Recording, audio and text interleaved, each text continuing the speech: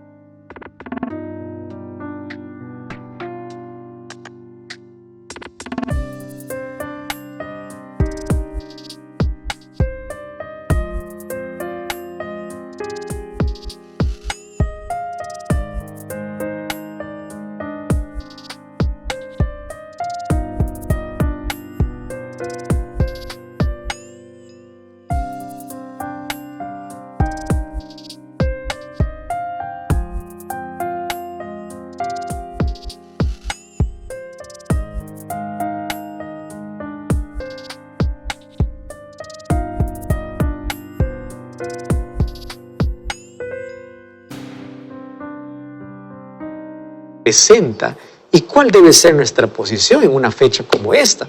Quiero decirte algo importante. Aprovechemos esta fiesta para poder reunirnos, para amar, extender la mano, para ayudar, para perdonar. Saquemos el odio de nuestro corazón. Y pues bueno, vamos a enseñar lo que realmente ocurrió, aunque no ocurrió en diciembre el nacimiento de Jesús. Vamos a enseñar de que Jesús sí nació, de que el mayor certeza, Jesús no nació en diciembre. ¿Correcto? De eso tenemos total seguridad. Esto es más una creencia popular. ¿Por qué? Te explico, es que esta fecha en sí está asociada con los cultos solares. Por ejemplo, en Persia se celebraba esta fecha como un culto al dios Mitra. Y el dios Mitra era identificado con el sol. Y claro, fue trasladado como fiesta por los soldados romanos a la capital del Imperio Romano. Y allí fue fusionada, allí con la celebración de Natalis Solis Invictus, que era una fiesta romana, que había tomado auge desde el tiempo del emperador Aureliano, más o menos en el año 275 después de Cristo. Pero sucede algo interesante. Al convertirse miles de adoradores o de paganos, de aquellos adoradores al sol, al cristianismo, los líderes religiosos de esa época optaron por una celebración paralela con el fin de evitar que los nuevos creyentes al cristianismo se vuelvan al paganismo, porque ellos estaban acostumbrados a una fiesta en el fin de año. Entonces ahí surge el 25 de diciembre. 25 de diciembre fue adoptado como, digamos, el cumpleaños de Jesús, como el día del nacimiento de Jesús. Porque dijeron, pues bueno, Cristo es el sol de justicia.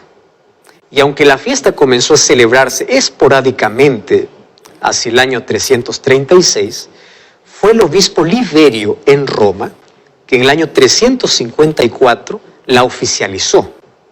De manera oficial ya era como el día de celebración de cumpleaños o de cumpleaños de Jesús, o del nacimiento de Jesús. ¿Te das cuenta? Aquí se junta mucho el paganismo con el cristianismo. ¿Comprendes? Pero con esto yo no te estoy atacando, no te estoy criticando, te estoy trayendo la historia de cómo es qué cosa es lo que sucedió. Pero aun cuando la fecha sea incorrecta, el trasfondo tiene que ver con un hecho histórico que sucedió. ¿Cuál es el trasfondo? El nacimiento de Jesús. Entonces, la fecha es equivocada, pero el evento es correcto. ¿Entiendes? Jesús no nació en diciembre, porque en diciembre, allá en el oriente donde Jesús nació, pues era invierno.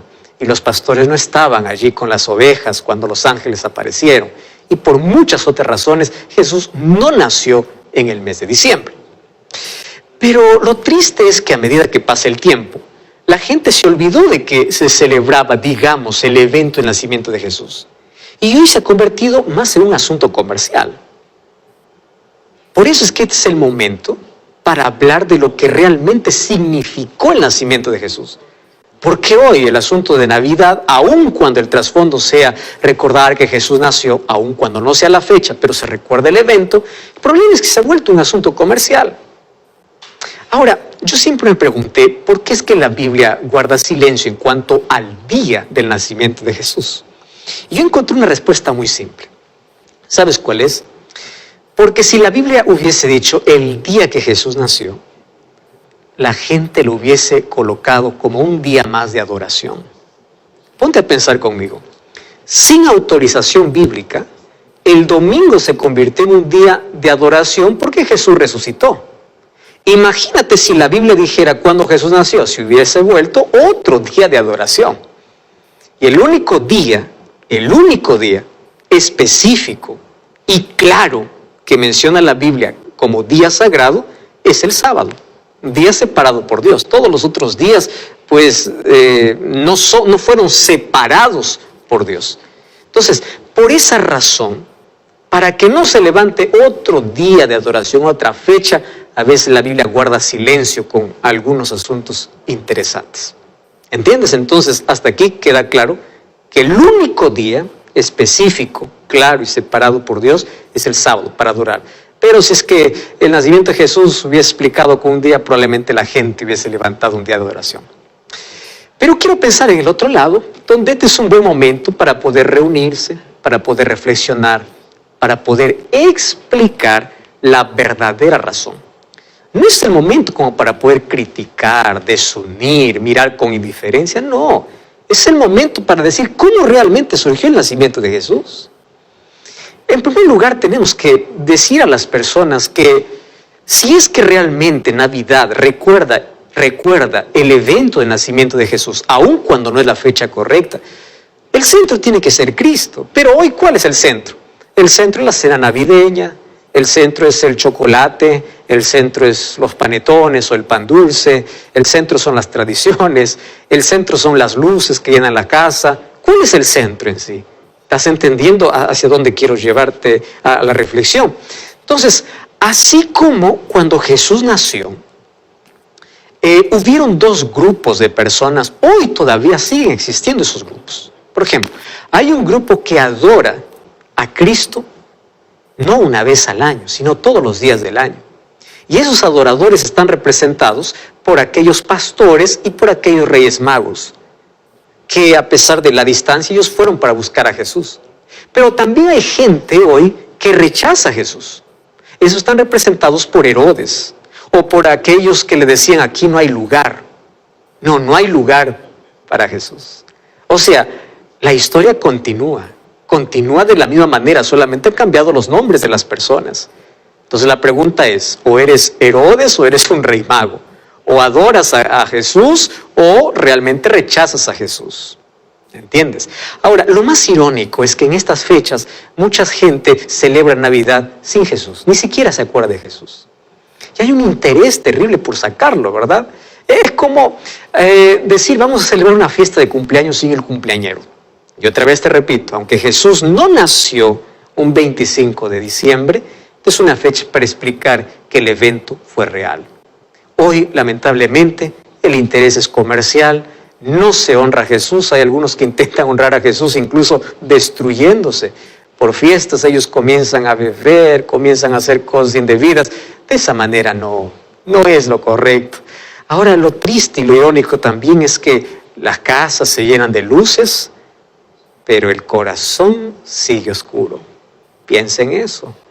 Luces en la casa, la vida en oscuridad. Hoy quiero reflexionar contigo. Aquel día cuando Jesús nació. Vamos al libro de Miqueas, capítulo 5, versículo 2. Miqueas es un libro que está en el Antiguo Testamento. Es un libro pequeño. Y allí en los capítulos presenta algunas profecías que tenían que ver con Cristo. Y es interesante porque muchos años atrás del nacimiento de Jesús ya estaba predicho o profetizado dónde Jesús nacería. Mira lo que dice Miqueas capítulo 5, versículo 2. Pero tú, Belén Efrata, pequeña para estar entre las familias de Judá, de ti me saldrá el que será el Señor en Israel, y sus salidas son desde el principio, desde los días de eternidad. ¿Quién está haciendo referencia? A Jesús. ¿Que dónde nacería? Allí en una ciudad tan pequeña. ¿Cuál sería el nombre de esa ciudad? Belén. No fue casualidad entonces que Jesús naciera en Belén.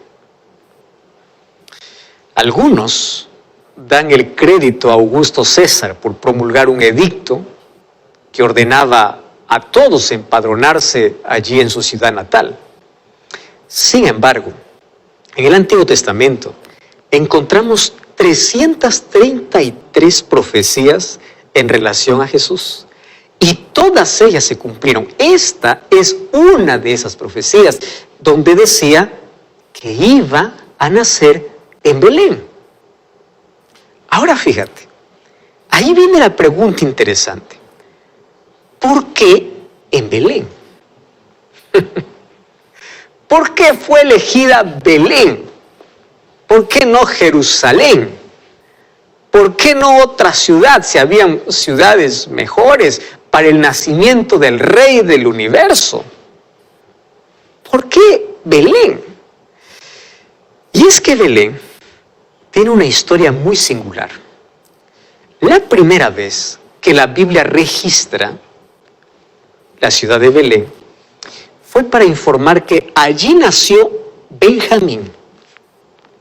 ¿Quién fue Benjamín? Un hijo de Jacob. Y allí, cuando nació Benjamín, murió en el parto su madre, Raquel. Entonces, Belén es testigo de una historia, de un nacimiento y de una muerte. Interesante, ¿no? Entre la alegría y el dolor.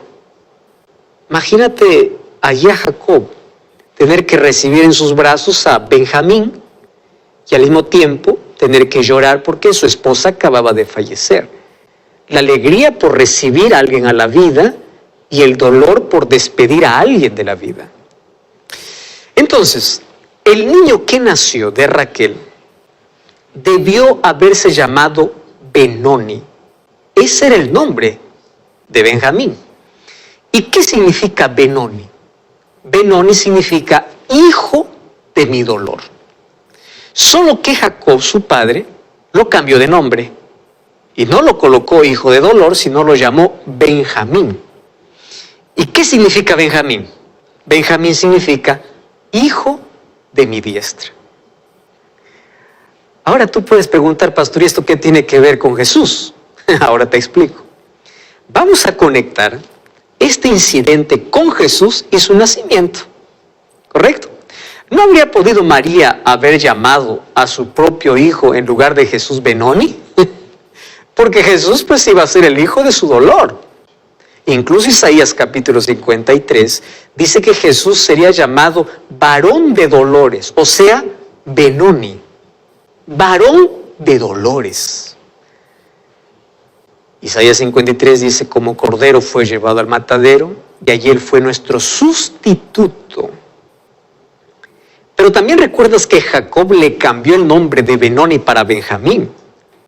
Entonces, tú sabes que Dios, el Padre, también le colocó un nombre a su hijo. ¿Y cómo llamó Dios, o cómo llamó allí a su hijo?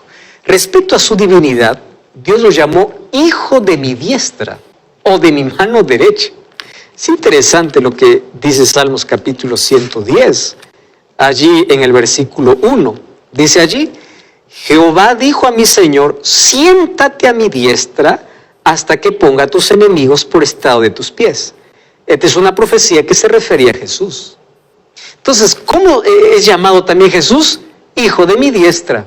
¿Y qué cosa también representaba o qué significaba Benjamín? Hijo de mi diestra.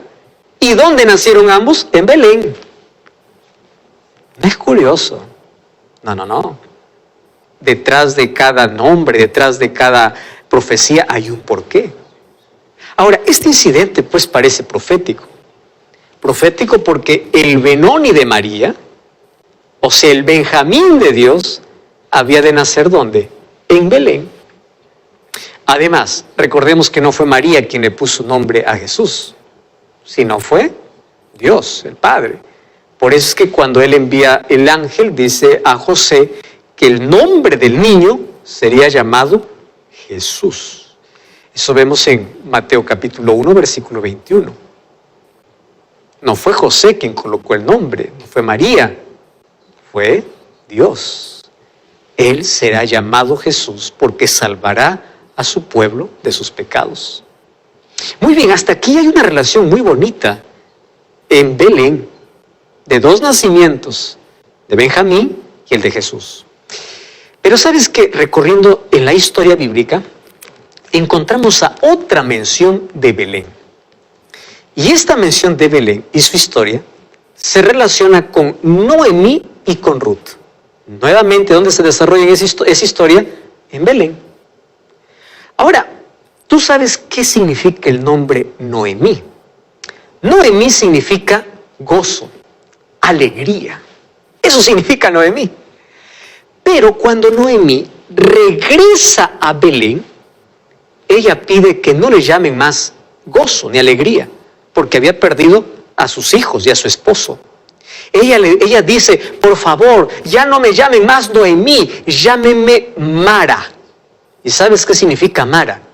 Mara significa amargura. ¡Wow! Esto puede representar nuestra vida, ¿verdad? Un momento podemos tener tanto gozo y tanta alegría y luego pasamos de la alegría o del gozo a la amargura por las circunstancias terribles que vivimos en la vida.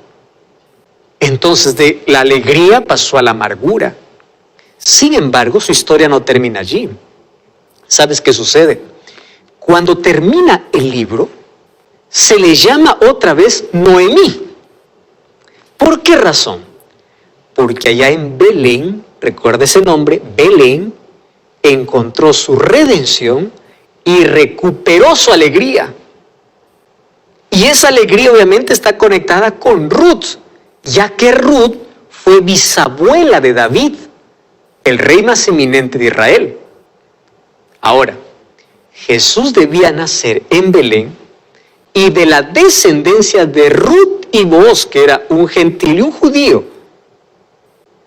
Ruth era gentil y Booz era judío. ¿Por qué razón? Porque Jesús sería el rey de los judíos y de los gentiles. ¿Y dónde se desarrolló esa historia? En Belén. Y otra razón importante es que en Belén encontrarían todas las maras, o sea, aquellas que tienen amargura en el corazón, el verdadero gozo de la redención. Qué lindo, ¿verdad? Así como Noemí encontró en Belén de la amargura el gozo, la alegría, también todos nosotros allí íbamos a encontrar en Belén, porque iba a nacer Jesús, íbamos a pasar de la amargura del pecado a la dulzura de la gracia de Dios.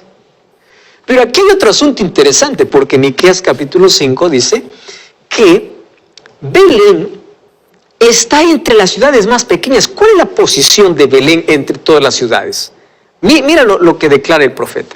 El profeta dice, mas tú, Belén Efrata, pequeña para estar entre las familias de Judá.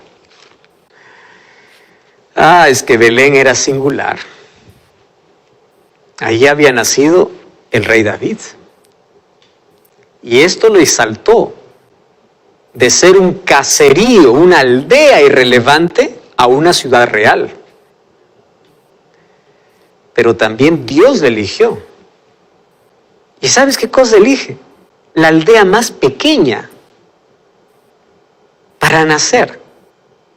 Y le elige para enseñarnos una lección de humildad, pero también de su gran capacidad para hacer de las cosas pequeñas las más grandes. Fíjate lo que te estoy diciendo. ¿Por qué Jesús escogió un lugar tan insignificante, tan pequeño? Para mostrarnos, número uno, humildad, pero número dos, lo que Él puede hacer con lo más pequeño. Él toma lo que no es para que llegue a ser. Él toca lo que nadie desea para exaltar. ¡Wow! Esto es impresionante. Entonces Él no solamente eligió una pequeña aldea en contraste con la gran ciudad de Jerusalén. Ahora fíjate, de la pequeña aldea que ya era Belén, Jesús elige de la pequeña aldea un establo. ¿Estás entendiendo? De todas las mejores y grandes ciudades, Jesús elige Belén. Y Belén porque era la más pequeña. Y de la ciudad más pequeña, ¿qué cosa elige? Un establo. Y un establo pues era el peor lugar para que un niño pueda nacer. Y de aquí yo ya puedo sacar muchísimas lecciones especiales para la vida. Vamos allá entonces. Jesús nació en el peor lugar para convertirlo en el mejor. ¿Sabes qué cosa es lo que me enseña eso? No importa quién seas. No importa si eres el más pequeño, el despreciado. No importa si te dicen que eres la oveja negra de la familia. No importa si lo has acabado todo. No importa si tú tienes menos privilegios que los demás. Basta que Jesús pueda llegar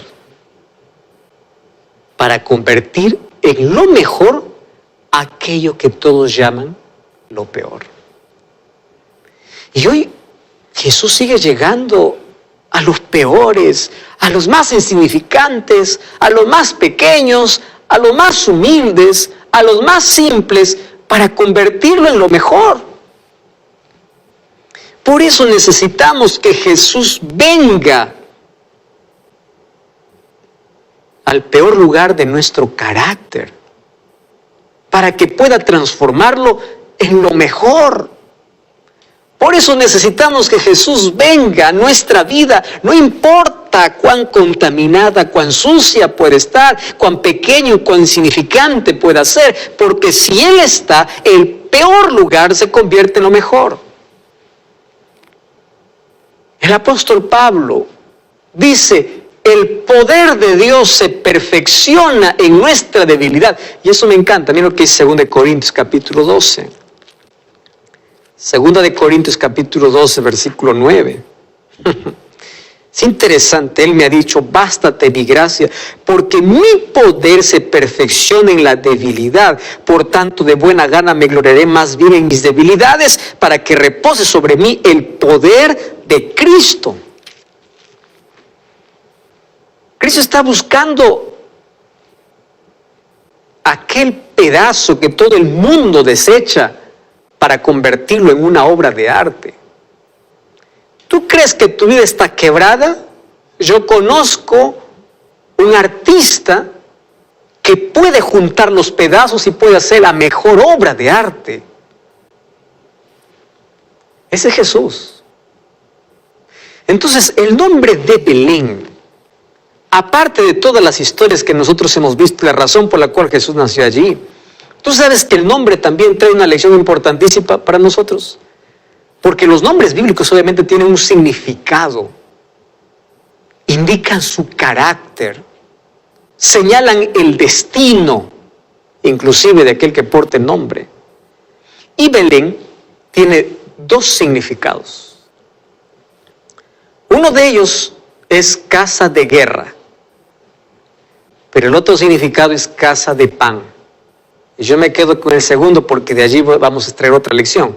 Jesús nació en Belén y Él nació en Belén. Belén significa casa de pan. Además, Belén antiguamente fue conocida como Efrata. Por eso dice tú, Belén Efrata. ¿Y qué significa Efrata? Efrata significa fértil.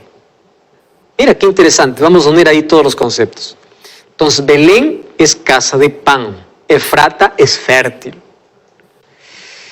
Y cuando hablamos de pan, wow, delicioso, ¿verdad? Un pan que recién sale del horno, pan fresco, representa el alimento, representa el sustento. El pan representa vitalidad, el pan representa vida. Y mira qué interesante, Jesús nace en una ciudad que se llama Ciudad de Pan. Y mira cómo Jesús se considera. Vamos a Juan capítulo 6, versículo 32 y versículo 33. Y Jesús les dijo, de cierto os digo, no es Moisés quien dio el pan del cielo, mas mi Padre os da el verdadero pan del cielo. Porque el pan de Dios es aquel que descendió del cielo y da vida al mundo. ¿De quién está hablando? De Él. Mira lo que dice el versículo 48. El versículo 48 dice, yo soy el pan de vida. ¿Qué significaba Belén? Casa de pan.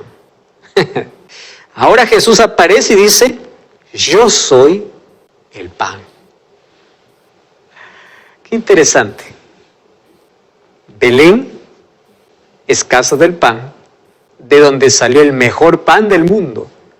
No aquel que nos alimenta físicamente, aquel que alimenta el alma, aquel pan que nos da vida eterna, aquel pan que nos prepara para la eternidad. Ese es el pan. Cuán bueno sería que en esta época del año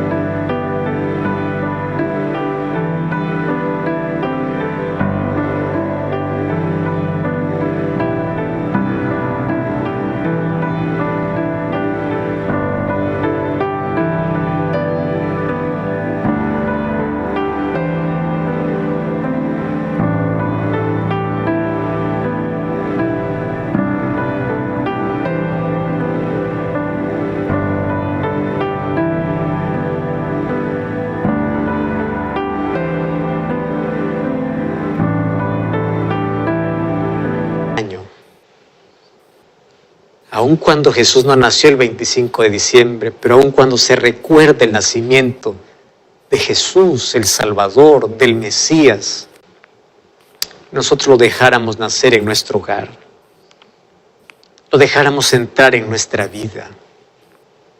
¿Para qué? Para que transforme todo.